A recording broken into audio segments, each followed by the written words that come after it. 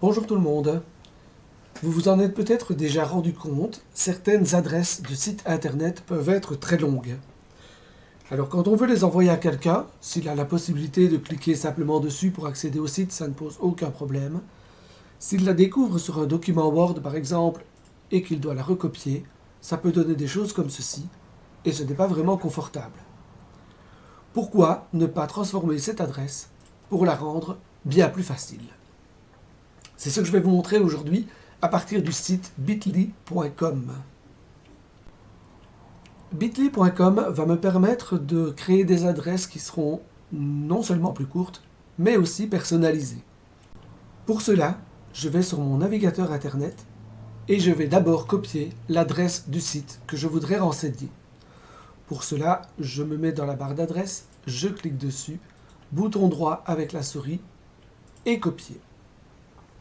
Je vais ensuite chercher un nouvel onglet et je vais chercher le site bitly.com.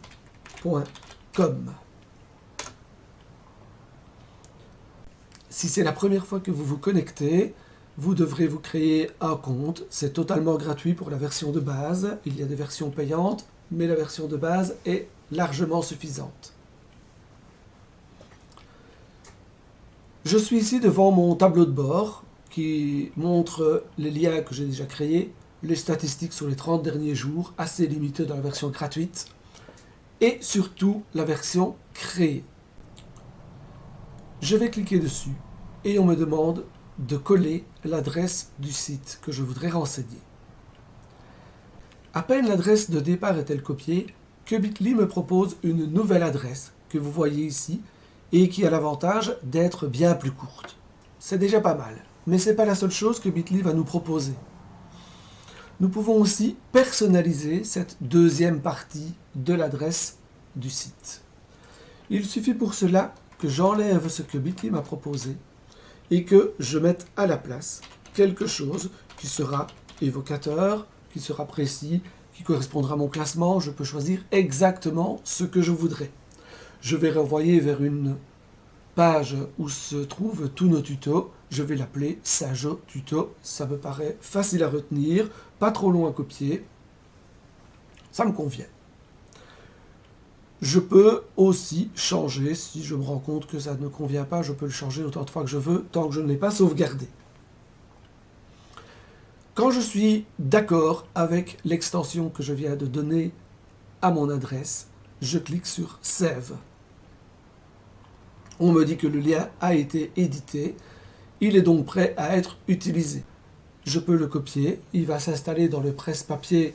Je pourrai ensuite l'insérer dans mon document Word ou dans un mail par exemple. Je peux le partager.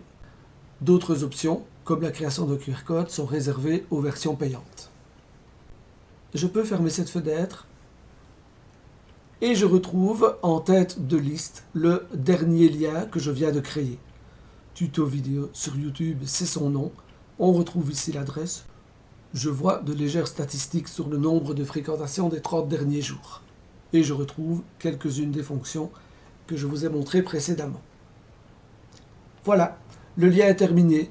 Il suffit maintenant que je le copie, que je le mette éventuellement dans ma barre d'adresse. Je clique sur Enter et vous voyez que je me retrouve exactement dans le site que j'avais choisi au départ. Voilà, j'espère que je vous ai aidé un petit peu en diminuant la longueur des adresses des sites que vous voudriez peut-être un jour renseigner aux parents de vos élèves par exemple.